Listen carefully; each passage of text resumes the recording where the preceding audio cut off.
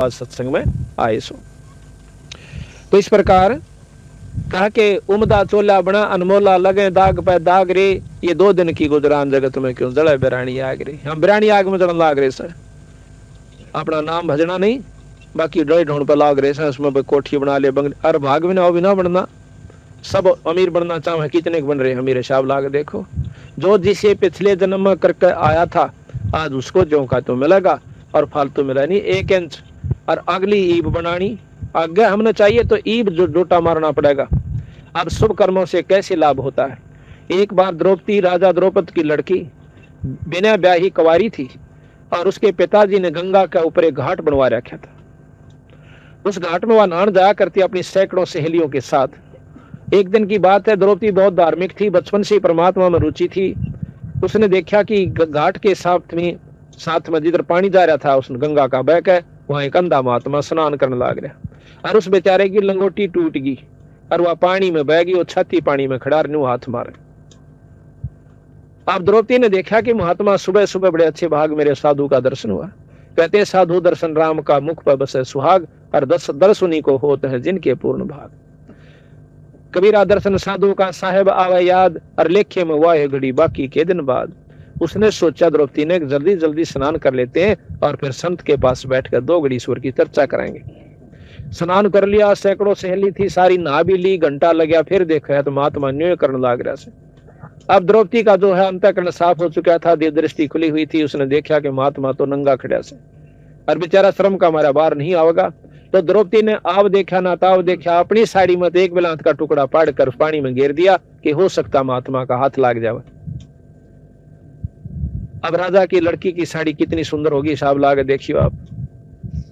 और वह चांदी ने दूसरी सहेलिया ने एक भी इशारा कर देती, उसकी बांदी दासी भी साथ में थी कि तुम पाड़ दो अपनी साड़ी में टुकड़ा, वह साड़ी की साड़ी गिर सके थी। इस बात को ध्यान रखते हुए कि राजा की लड़की से जाए पास तुमने करा के सुंदर साड़ी दे देगी, लेकिन उसने इतना मौका उनको नहीं दिया। वह जाने थी कि रोटी मैं खाऊंगी तो मेरा पेट भरेगा और यह खाओगी तो इसका भरेगा, दान मैं दूंगी तो मुझे मिलेगा और यह देगी तो इसने मिलेगा। तो वह इतनी जानकार थी, उसने अपनी साड़ी में एक बिलात का टुकड़ा पाड़ा और गिर दिया, नहीं हाथ लग गया। दूसरा गिरा, तीसरा गिरा।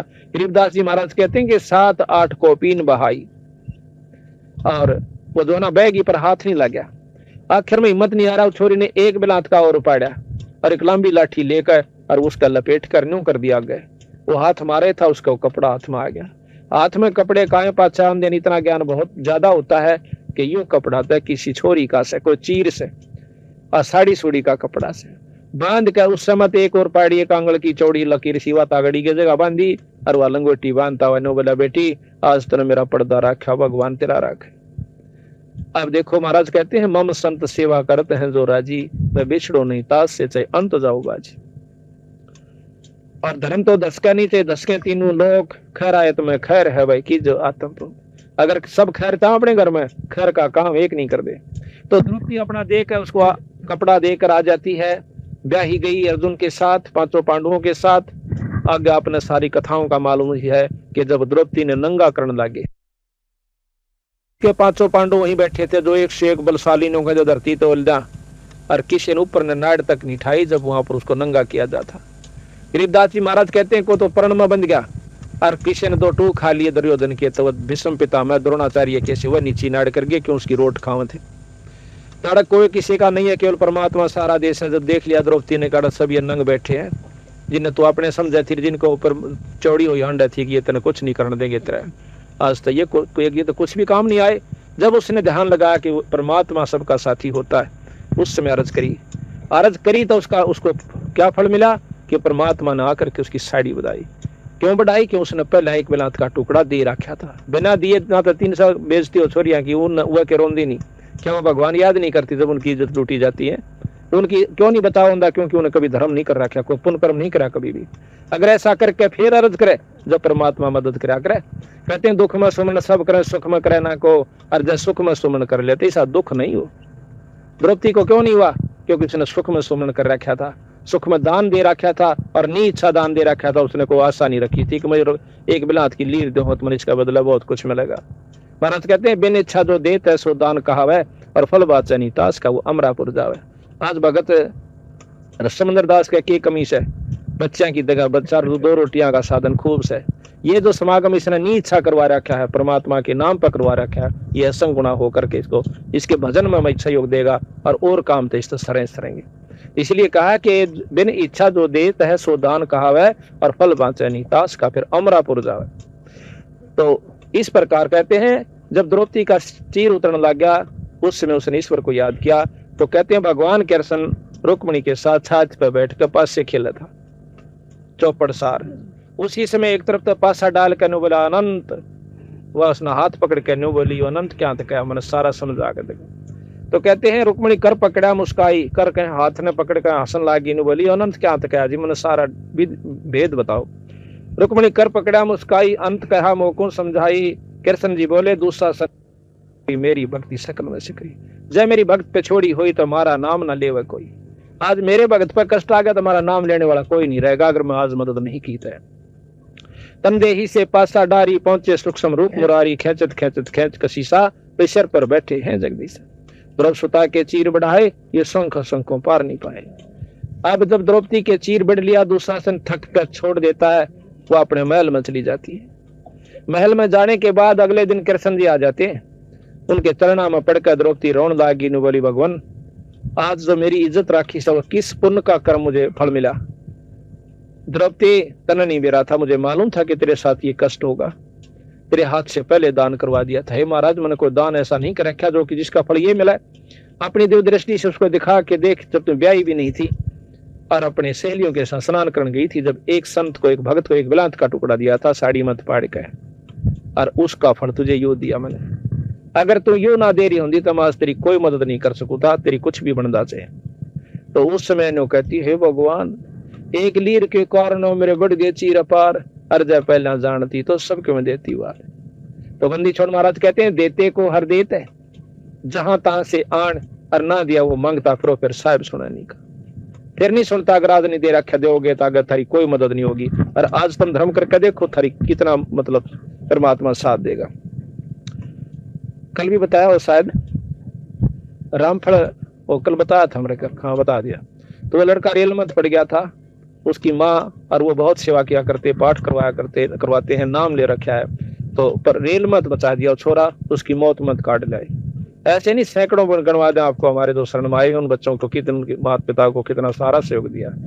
तो ये करते को महाराज कहें कुछ करोगे तो मैं साथ दूंगा। कहते सुख में सुमन ना किया फिर दुख में करते याद। शेष दिए जो गुरु मिला है तो भी सस्ता जान, कर जोरूं विनती करूं चरण निवाऊं शेष। गुरु राम देवानंद महाराज ने दियो नाम बख्शीश। गरीब कोटि कोटि सदका करूं कोटि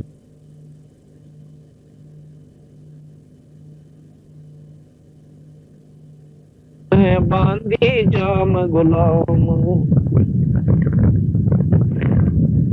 बांधे जाम गुलाम की सुनियो अर्ज आवाज। यो पाजे संग ले जियो जब लग तुम्हारा राजे। कबीर गुरु गोविंद दोनों खड़े काके लागू पाए। बलिहारी गुरु अपना जिन गोविंद दियो मिलाए। कबीर गुरु बड़े गोविंद से मन में देख विचारो। हर सुमरे वो वार है गुरु बजे हुए पारो। कबीर गुरु को सिर पे राखियो चलियो आज्ञा माही। कहे कबीर दास को तीन लोक बहनाई। कबीर सात दीप नौ खंड में गुरु से बड़ा ना कोई। करता करे ना कर सके भाई गुरु करे सोई हुई। कबीर सब कुछ गुरु के पास है पाइयो अपने भाग। सेवक शर सो प्यार है, निस दिन चरना लाग। कबीर तात शब्द विवेक कह, करियो ऐसो काज। गुरु से परित बनी रहे, साजो ऐसो साज। कबीर सतगुरु के दरबार में, मेरी थर थर कांपे दिल। ना जानू किसी बात पे मारा टूट न जावे नींद। कबीर गुरु के दिल से उतरे, वो सब जगह ना हो। जाते काल घसीट ही, राख सके ना तू। कबीर गुरुद्रोही की पैर पे, जय तब आवे वीर। 84 निश्चय पढ़नू, सतगुरु कहूँ कबीर। आदरणीय पूजनीय परमात्मा की प्यारी पुण्यात्माओं, आज आपका ना जाने कौन सा सौभाग्य है, कौन सा पुण्य कर्म है जो कि आज आप सत्संग में एकत्रित हुए हो। प्रथम तो मनुष्य का जो शरीर इस जीव को प्राप्त होता है, ये बहुत ही दुर्लभ बताया संतों ने। और उसके बाद सत्संग की प्राप्ति होना, एक दिन का सत्संग मिलना, ये उससे भी दुर्लभ है। आज परमात्मा ने आपके ऊपर 2 रजा तो कर दी। एक तो शरीर मनुष्य, और दूसरे आज आप सत्संग के अंदर बैठे हुए हैं। अब तीसरी आपके हाथ में है कि सत्संग में सुनी गई बातों का ऊपर अगर आप अमल कर जाओगे, उनको सत्य मानकर अपने जीवन में ढाल लोगे तो आपकी जिंदगी बदल जाएगी। सत्संग कोई सांझ सिनेमा नहीं हुआ करता। सत्संग ये नहीं होता कि सांझ लागे तारे बादल तड़के पाई मंडेरे ढोल भी फोड़ दिया और गरिए खोल देना। ये को काम का विषय नहीं बनाना चाहिए हमने इसको। हमने सत्संग को सत्संग के बाहर से सुनना चाहिए, चाहे वो शब्द रूप में गाए जाते हैं और चाहे वैसे प्रवचन रूप में बताए जाते हैं। बात दोनों एक होती है। गाने का तात्पर्य यह है कि कई भाइयों का जो है, जैसे शुरू में बच्चा स्कूल में जाने लगा है, उस समय उसको मीठी गोली भी दे दिया कर मास्टर कि यू डाला पड़ जावान कर। ये जो शब्द और सुरीली आवाजें होती हैं, ये तो मीठी गोली देनी होती है। इनसे उपलब्धि कुछ नहीं होगी आपको। जब तक हम कड़वी दवाई नहीं खावांगे तब तक हम सफल नहीं हो सकते, स्वस्थ नहीं हो सकते। और सत्संग के माध्यम से आपको जानकारी दी जाएगी, चाहे वो शब्द रूप में हो, चाहे वैसे समझाया गया हो कि भी मनुष्य ना आपको किस लिए प्राप्त हुआ। अब इन बातों पर जो असर कर लेगा वो तो बहुत भागवान आत्मा होगी। और कर्महीन इंसान प्रथम तो सत्संग में नहीं आया करता, और सत्संग में आ जाएगा तो ज्यादा समय नहीं टेक सकता, उसके बस की बात नहीं है। जिस प्रकार बीमार आदमी को रोटी अच्छी नहीं लगा करती, चाहे सेब दे दो चाहे किशमिश दो, तो एक बार मुंह पे लगाएगा उल्टी दर्द देगा, वो रोटी नहीं खा सकता। कोशिश करते हैं, घर वाले भी चाहते हैं कि एक रोटी खा ले, हमारा जो सब्र हो जाए कि ये और सांस आ जाएंगे इसको, लेकिन उसकी तरफ रोटी करेंगे और उसका जो है ना हबक आवेगी। इसी प्रकार जो पाप कर्मों से ग्रस्त इंसान है, जो ज्यादा जिनके पाप कर्म बढ़ चुके हैं, वो परमात्मा के सत्संग में नहीं आ सकते, और आ भी गया तो आध घंटा नहीं पकड़ सकता, वो उसके बस की बात नहीं। तुलसी साहब ने कहा है कि तुलसी पिछले पाप पे हरी चर्चा ना भावे, भाई जैसे जबर के बेग पे भूख पैदा हो जाए। जिस प्रकार बीमार आदमी रोटी अच्छी नहीं लगती क्योंकि बुखार ने उसके शरीर की व्यवस्था खराब कर दी, और वही व्यक्ति जब स्वस्थ हो जाए, अच्छा खेत में काम करके आता है, और चाहे 10 ही रोटी हो और नमक भी ना डल रहा हो, अपना खा लेगा, नहीं कि गुड़ की दली खागी उसके साथ खा लेगा, और वो भी ना सूत बैठा तो वैसे ही यानी खा सकता है। जब सही परारा होगा गुड़कर स्वस्थ व्यक्ति होगा। इसी प्रकार जो जितना स्वस्थ होगा उतना ही ज्यादा रुचि से सत्संग को सुनेगा, चाहे वो शब्द माध्यम से कहा जाए और चाहे वैसे समझाया जाए। बात वही जो आकर वह दुर्गति बताई जाएगी कि बिना राम के नाम के इस जीव की क्या बयान माटी होगी, और जो राम नाम लेते हैं वो कितने सुखी होंगे। ये सत्संग में जानकारी दी जाती है। अब जैसे बचपन में बच्चे को बताया जाता है कि बेटा तू पढ़ा करे और अच्छी पढ़ाई हिम्मत सी करके कर गया ना, 10-5 साल की हिम्मत से, और इसने पूरी ढंग से कर गया तो आने वाला जन्म आपका सुखदायी हो जाएगा। आपके पास कार होगी, कोठी होगी, नौकर होंगे, और जो जुबान से काटोगे वो उपलब्धि आपको मिल जाएगी अगर अच्छी मेहनत करके पढ़ गए तो उन बच्चा ने यह बात सच्ची मान ली और तन मन धन से मिल के करोड़ों होकर अपनी उपलब्धि कर लेते हैं पढ़ाई करके, तो आज वो IAS अफसर, IPS अफसर, तो बहुत अच्छे, कोई DC, कोई SP और कोई डायरेक्टर और कोई मास्टर, जितनी भी जिसने की उतनी उपलब्धि उसको होगी और आज वो सुख का सांस ले रहे हैं। जो उनको पहले बताई गई थी आज उनके सामने हुई, और जिन्होंने बताया नहीं किया वो देख लो आज जड़े ढूंढ लग रहे हैं, कोई मजदूरी कर रहा है, कोई पल्लेदारी कर रहा है, कोई तो चौकीदार का लिए खड़ा है। इसी प्रकार सत्संग में जानकारी दी जाती है कि जो राम नाम नहीं लेगा उसकी इसी बिरान माटी होगी। क्या होगी? कहते हैं कि साहेब से चितला ले रे मन गर्भ गुमानी। साहेब संत कहते हैं परमात्मा को। परमात्मा क्या है? परमात्मा के बारे में आपको जानकारी देवाएंगे। भगवान कहीं किसने है? हमने आज तक तो परमात्मा की परिभाषा का भी नहीं जानकारी आप लोगों को, चाहे कितने सत्संगी हो रहे हो और कितने सत्संग आपने सुन रखे हो। आज आपको जानकारी होगी, विशेष जानकारी होगी। आज और कल 2 दिन आपको सत्संग सुनावाएंगे। अगर रुचि कर सुनोगे, विचार आपके अंदर पूरा प्रवेश कर जाएगा, अपने आप महसूस करोगे कि हम कहाँ खड़े थे। साहेब कहते हैं पूर्ण ब्रह्म परमात्मा को, सतपुरुष को। तो साहेब से चतला ले रे मन गर्भ गुमानी, कहा कि नाभ कमल में नीर जमा तेरा दीन ना मैल बना, नाभि कमल में मां के गर्भ में आपकी क्या व्यवस्था थी? कभी कोई मुर्गी का अंडा फूटा हुआ देखा हो? ऐसी तेरी जब शुरुआत हुई तेरे इस शरीर की, यह हालत थी तेरी मां के गर्भ में, और आज अफला तुम बनकर बैठ गया। उस परमात्मा ने कि कच्चा पक्का तेरे को शरीर दिया और इसको तू सदुपयोग नहीं करता, तो आपको बहुत दुख होगा। इसके बारे में बताया कि नाभ कमल में नीर जमा तेरा दिन ना मैल हुआ, नाभि कमल मां की गर्भ, और भाई नीचे जठरा अग्नि जगह थी तरह लगी न पाती बा, दांत नहीं जब दूध दिए थी, अमी महारस खा, बाहर आया उनसे पहले ही परमात्मा ने माँ के स्तन के अंदर दूध तेरे लिए तैयार करके दे दिया। दूध दिया था, अमी महारस खा, और भाई नीचे शीश तरण ऊपर को वो जन याद करा। माँ के पेट में तले में तेरा सिर था और ऊपर में पैर थे, और तेरे ऊपर का मल बहा था, चारों तरफ जेर लपेट रही थी, और जो है ना गंध के अंदर पड़ा हुआ, तो उस परमात्मा ने सुसो याद करा करता, और बाहर आकर सबसे पहले उस परमात्मा को भूला और सब कहें कि कड़ी भर ली। तो सत्संग में बताया जाता है कि इस राम नाम के बिना तू क्या को अपराधी हुआ बैठा है, 2 दिन का ढमढमा है।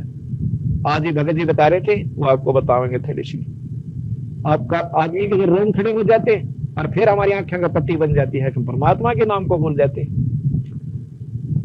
कहा के दाई आई घुट्टी प्याई माता गोद खिलाए, और बाहर आया भ्रम भुलाया बाजे दूर सुनाए।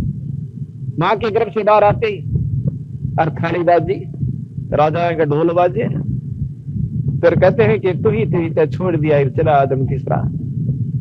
परमात्मा का नाम छोड़ दिया जो कि दुख में उसको याद करता था, अरे कौन सा रास्ता अपना लिया। और जो दिन आज सो काल नहीं रे आज्ञा फिर दिन गया। आज हम बच्चे थे, बच्चे होने के बाद अध खेल जवान हुए, अब अध उम्र हो लिए, और कुछ दिनों में पता चल लगा ले भाई फलाना तो मर गया भाई, और मेरे पास क्या दुर्गति होगी वो बताई जाओगी। कहते हैं 12 वर्ष खेलते बीते लीने ब्याह करा। पहले बचपन में शादी हो जाया करती, 12 साल के बच्चे बहुत जवान हो जाते थे, अच्छा खान पान था। तो कहते हैं 12 वर्ष खेलते बीते लीने ब्याह करा, तरुणी नारी से घरबारी तू चाला मूल गवा।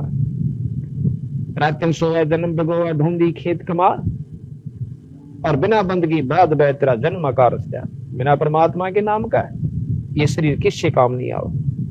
जाड़ दांतरे उखड़ गए, ये रचना गई तुतला, और जमकिंग कर तेरे सिराने में बैठा खर्च कर देखा का रचना भी जो मेख मार दे सैनो दाम बता, ऐसे सूंद तेरे जगत में जो धरा क्या रो। कहते हैं सबसे पहले जब ये मरता है इंसान, कोई मरता हुआ गवा देखा हो तो देखियो, सबसे पहले इसकी जुबान बंद कर दी जाती है, और फिर इस अपनापन की टट्टी और पेशाब दोनों निकल जाते हैं। क्यों निकलते हैं कि उसने सी भूंडी भूंडी शक्ल दिखाई दे से, हाथा गमा बाले और सूर और कुत्ते का हुड और इतनी तगड़ी भूंडी भूंडी उसकी शरीर, और इसकी सबसे पहले उसका कालजा पाट जाता है और टट्टी और पेशाब दोनों निकल जाते हैं। उस समय इसको याद आता है कि जिसके ऊपर तो राजी हुआ बैठा था, बेटा बेटियां के ऊपर, रिश्तेदार और भाई दाना के ऊपर, वो तो सारे रह गए। अरे चाल पड़ा एकला तू छोड़ के सारे ढंग में ने। उस समय इसका एक हाथ कालजा खड़ा हो जाता है, जिसका ऊपर ये दिन रात जिंदा रहता है और वो सब कुछ यहाँ रहता है। तो महाराज कहते हैं कि जम किंकर परेशान में बैठा, खर्च कदे का खा, रसना बीच पर मेघ मार दे, फिर सेन और दाम न पा। तेरी तो जान ने मिल जाएगी। और घर के ने पूछा करे, पिताजी किता किसी ने दे रहा हो तो बता दे, किता लको रखा हो दाब रखा हो हमने बता जाइए। और उसकी जान न बन रही है, किसकी रेल बताओ था जो। तो कैसे सुन तेरे जगत में धरा क्या रह जा। और फिर क्या बनेगा कि कुल के लोग जंगल में ले जाकर तो दिन ना ठोक दे।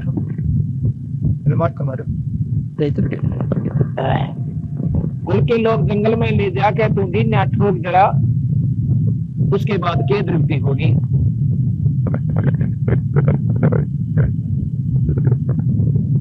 आवाज नहीं होती भाई, मतलब साफ नहीं सुनती कागली है क्यों ना। तो दिन ना ठोक जरा पाचन होने चल गया फिर साढ़े दिन। तब तक तुम दूर ऑर्डर नहीं आपका ठीक। कुल के लोग जंगल में लेकर तुम दिन ना ठोक जरा, कहते फिर पीछे तू पशुआ की दे दीजिए बैल बना, चार पार जंगल में डोले तेरा तो नहीं उधर बना। कुल के लोग जंगल में ले जाके दी ना ठोक जरा, और कहते फिर पीछे तू पशुआ की दे दीजिए बैल बना, और चार पैर जंगल में डोले तेरा तो नहीं उधर बना। सर पर सीन दिए मैंने बोरे दूम ते मच्छर उड़ा, और कंधे जुआ दूते कुआ तो कोंदों का बुसका। बंदी छोड़ गई। दास जी महाराज हमें बताना चाहते हैं कि भाई ये शरीर छूटे पाछा फिर तुझे पशु बना जाएगा, बैल की जूनी मिल गई। और बैल की जूनी के अंदर क्या दुख होगा, उसको पशुआ की दे दीजिए बैल बना, भाई चार पैर जंगल में डोला तेरा तो नहीं उधर। देखिए एक बैल की खेत रुकती है, उसे सुबह देता है खेत में जाओगा, और सुबह से लेकर शाम तक 50 किलोमीटर की उसको बेचारे को पड़ जाती है। जब तो मनुष्य शरीर में था उसने कभी भी परमात्मा के बारे में कोशिश भी नहीं करी, सत्संग में आने की उसको चेष्टा नहीं बनी, तो उसकी केव बिरन माटी हुई। अब तो हम मनुष्य हैं, सब कुछ खा लेते हैं भाई, दारू भी पी ले हैं, हुक्का भी पीते हैं, तंबाकू प्रयोग भी कर लेते हैं, और वही और सारा काम कर लेते हैं। तो क्या हम राम नाम नहीं ले सकते? जब हम मनुष्य शरीर प्राप्त कर लेते हैं और सारे काम करते हैं, परंतु परमात्मा का नाम नहीं लेते। और कोई बेचारा लग भी रहा है किसी संत के शरण में, तो विकार नहीं छोड़ रखे, बीड़ी शराब मांस तंबाकू के। ये सबसे खतरनाक सबसे बड़े दुश्मन है इंसान के। अगर हम नाम ले भी रखा है किसी गुरु से, फिर भी बीड़ी हुक्का तंबाकू प्रयोग करते हैं, तो हमारी वह कमाई खत्म हो चुकी है। कहते हैं एक भगत जी कहने लगा जी यह बात नहीं दृष्टि कि राम नाम तो सभी लेते हैं, परमात्मा का नाम गुरु से प्राप्त कर रखा है, और क्या हो गया एक भी रतीवा साल और कोई ऐप नहीं मारे में। तो हम उस बीड़ी को ऐप नहीं मानते, तंबाकू को हम बुराई नहीं समझते, क्योंकि हम इनके अवगुणों का ज्ञान नहीं। मैं उसको बताया कि भाई एक बात बता, देसी घी का हलवा बना लिया किलो घी का, और फिर उसमें एक मुट्ठी बालू रेत गिर दिया, इसने खा के दिखाओ। सारा दिन घी का परमात्मा का भजन भी किया, और हुक्का पी लिया, दारू पी ली, तंबाकू सुल्फा पी लिया, वो पशु जन्नी में जाओगे उनकी दुर्गति होगी। कबीर साहब कहते हैं अमल आहारी आत्मा कब न पावे पार, कहे कबीर विचार कह तुम सच विचार। दासियों ने तो बहुत महत्व दिया है कि वो बीड़ी पीती वो बहुत नीच दुनिया में चले जाएंगे। अब जैसे हमें हुक्का बुरा नहीं लगता, क्यों नहीं लगता? क्योंकि इसके अवगुणों का ज्ञान नहीं है। हुक्का मांस खाने वाले हमने कितने बुरे लागे, जो मांस नहीं खाते उनको मांस खाने वाला व्यक्ति बहुत पापी नजर आ रहा है। तो देखिए क्यों खावा मांस को, संतों ने बताया है, बंदी छोड़ गरीबदास जी महाराज, कबीर साहब, नानक साहब, सभी संतों ने इस बात का प्रमाण दिया है कि जो हुक्का बीड़ी पीते हैं, तंबाकू प्रयोग करते हैं, वो बहुत उनसे 100 गुना पापी ज्यादा है, उनसे 100 गुना पापी ज्यादा है जो मांस खाते हैं। मांस खाने वाले चाहे मां पापी, उससे 100 गुना पापी जो बीड़ी हुक्का पी। तो ठीक है, हमने इसका ज्ञान नहीं कि ये सच्चे पाप है। जिस प्रकार मांस खाने वाले व्यक्तियों को